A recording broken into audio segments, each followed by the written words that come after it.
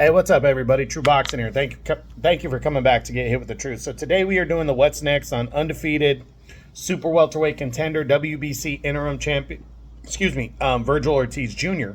following his dramatic and hard-fought 12-round decision victory over Serheii Bohachuk as he captured the WBC Interim Title in an all-out firefight in the main event of a DAZN card on August 10th.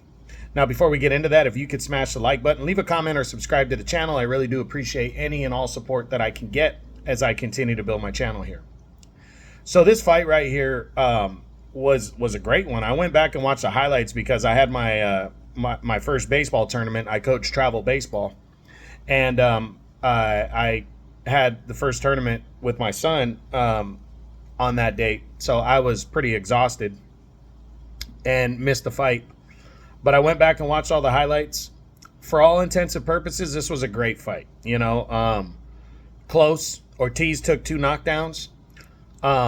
There is a big crowd that thought Bohachuk won, but what I'm reading, like I said, for all intents and purposes, it was a close fight, and close fights can go either way. There's not a huge community of people saying it was a robbery, so people can call it controversial. I'm not leaning towards it being controversial because it was close, and close fights, as I say, can go either way. So he got the win. He showed a lot of mettle in this fight. He showed a lot of grit. He showed a lot of toughness. Going 12 rounds for the first time in his career against a very good opponent. And I told everybody Bohachuk's a good opponent. And I also want to give some love to all the Ukrainian fighters and the Eastern European fighters. These dudes can fucking fight, and people got to start showing some more respect, because I keep telling you guys, I told you Madrimov could give Crawford problems. I told you guys Bohachuk could give Ortiz problems. And everybody ignores what I'm saying, but, you know, these dudes can fight. They're solid. So this was a good win, though, for Ortiz, and it keeps him moving forward. So now the big question is, what's next for Vergil Ortiz? So we start with the king, Terrence Crawford. The WBA champion now, WBO interim champion, sitting at the top of the WBC rankings. What about him and Ortiz? We know this fight was being discussed. It's the fight that Turki Al-Sheikh wanted, but Turki Al-Sheikh since the fight, because apparently Turki Al-Sheikh went up to Bohachuk after the fight and told him he thought he won the fight. So Turki Al-Sheikh might go in a different direction for Terrence Crawford now. And if that's the case, I think Ortiz is missing out on this fight next. Anyways, he still might have him in his sights, but I don't think it's going to happen next, if that makes sense. Then you got Sebastian Fundora. Fundora's fighting Errol Spence Jr. Now Ortiz is the mandatory, is the interim champion to the winner of that fight, but Terrence Crawford's going to come before him because Crawford is the interim WBO champion. And I think he's the top contender in the WBC, and he's a fellow world champion himself. So if Crawford wants the winner of Fundora and Spence, he's going to get it before Ortiz. That's just how it's going to operate. So I don't see Ortiz and Fundora happening next, if that makes sense. Then you got Tim Tszyu, the former champ. This is a fight that almost happened. It was supposed to happen August 3rd. Tszyu had to pull out with an injury, and he wasn't fully recovered from the bad cut that he suffered against Fundora. It wasn't enough time to recover. Tszyu is now the mandatory for Bakram Murtazalaya for the IBF title. So this fight's not going to happen next between these two. Jermell Charlo, that's a fight I'd love to see. I don't think Charlo's going to come back against Vergil Ortiz. I just don't see him coming back against him. It's been a while since he fought at 154. It's been a while since he fought, period. It's been almost a year now since he lost to Canelo. And prior to that, he hadn't fought at 154 since 2022 when he beat Brian Castano. So Charlo has been kind of inactive. I don't think he's going to come back against a dude with the work rate of Ortiz next. So I think it's a fight that could happen in the future. I don't think it's going to happen next. Then you got Israel Madrimov. I think this one's possible. I think Ortiz wants to punch that ticket towards Crawford. And if he could come out against Madrimov, who's made a name for himself now after the way he looked against Crawford. If Ortiz can come out and knock Madrimov out or beat him more impressively than Crawford did, man, that's going to put Ortiz in a serious driver's seat to land that fight with Crawford, or a fight with Fundora, Spence, whoever comes out of that, or Tim Tszyu. It's going to keep him in the mix for those big fights. So I do believe there's a possibility here that Ortiz and Madrimov happen. Then you got Bohachuk in a rematch. A rematch should happen. Will the WBC order it? Does Ortiz want it? No. I haven't heard anything in 2 weeks about a rematch. A rematch should happen. Ortiz should want a rematch. He doesn't. And I don't blame him. So I would love to see a rematch. I don't think Ortiz wants a rematch. So I'm going to say that's not going to happen. Then you got Erickson Lubin.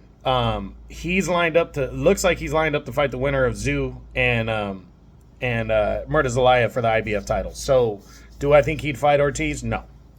Then you got Jesus Ramos. Now this is a good one right here. Why not this fight right here? This would be fucking great. This would be a great fight between these two. Both guys throw caution to the wind. Ramos is ranked highly in the WBC right now. So why not take a chance and take on Vergil Ortiz? You know, he's a big enough name, and it's an all-Mexican showdown right here. And you know us fight fans love that. So why not? And here's the other kicker. Ramos is not a big puncher. He's more of an outwork you type guy.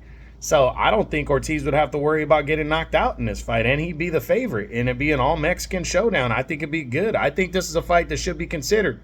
Only roadblock in any kind of way is they're with different promoters, but Turki Al-Sheikh is totally on the Vergil Ortiz bandwagon, so he can order this fight. You know, if he wants, he can get the two sides to come together. Then you got Brian Mendoza, the former interim champ. Would love to see the fight because Mendoza's tough, but Ortiz just beat Bohachuk, who dominated Mendoza. Now, I know Mendoza took that fight on short notice, but he also got beat by Tim Tszyu last year in a more competitive fight than people remember, but he still lost. And he was losing every round before he scored that big knockout over Fundora. So it's a possibility for Mendoza. Ortiz could be the first guy to knock Mendoza out. He could wear that claim if he could do it. But I just think for Ortiz, it's kind of taking a step back, so I don't think it's going to happen. Then you got Bakram Murtazalayev, the IBF champion. Murtazalayev is going to fight Tim Tszyu next. They're working the details of that fight out right now, so I don't think Ortiz will fight him. And then guys outside of the top 10, no to Magomed Kurbanov, no to Michel Soro. I mean, it's a possibility, but I don't think he fights him. No to Yoenis Telez. Too big of a threat, not a big enough name to take on that kind of threat. No to Errol Spence Jr. Spence is going to fight Fundora next. Charles Conwell's a possibility. Conwell got a win. Actually, I think it might have been on the undercard of Ortiz and Bohachuk. But he got a win, stayed busy. He's a WBC's number 2 contender. And I think, like I said, I think he's with like Matchroom or one of those, our Golden Boy even. I think that's a possibility, you know, because it's in the WBC and Ortiz would be a big favorite going in, but Conwell's undefeated, so it'd be an interesting fight right there. That is possible. Abbas Barao, the WBA's number 2 contender, just not a big enough name. I don't think Ortiz is going to want to take a risk against a guy that has no name at all. Xander Zayas, this is a fight that I think a lot of people want to see. I'd love to see this fight. I think it's a little early for it, though. Let both these dudes establish themselves a little bit more and then come back to this fight. But if it happened, I wouldn't be surprised. This is a good matchup. But I don't think it's going to happen next. And then you got Vito Mielnicki. I don't see that one. And Josh Kelly's moving up to 160 in his next fight. So for Ortiz, realistically in the top 10, I think Madrimov is a possibility. And that's really like the most real possibility in terms of top 10 guys. Realistic fights. I do think there's an outside chance of Crawford, but I don't think Crawford's going to fight him, but he could. I don't see the rematch with Bohachuk because I don't think Ortiz wants that. I do like the showdown with Jesus Ramos. I do, and I do think there's a chance at that. And that's about it. I mean, Ortiz, there's not a lot of options because all these other guys are tied up doing other things. So I just think he's got to be patient. He was in a war, though, so I honestly, I wouldn't be surprised if he doesn't come back till January or February. Take a little bit of time off, close out his year, with his family, and then come back January, February fresh. After like a 6-month layoff, you can see the landscape after that, where it's sitting, and then go from there. But we'll see. We'll see what he decides to do. But it was a big win for Vergil Ortiz. He's a WBC interim champion now, and we'll see what he does next. So that's it. That's what I got. That's my what's next on Undefeated WBC interim super welterweight champion of the world at 154. Vergil Ortiz Jr. following his hard-fought 12-round decision win over Serheii Bohachuk on the August 10th DAZN card. I hope you, in the main event of the August 10th DAZN card. I hope you enjoyed the video. If you did, smash the like button, leave a comment, or subscribe to the channel. I appreciate any and all support. This is True Boxing. You've been hit with the truth.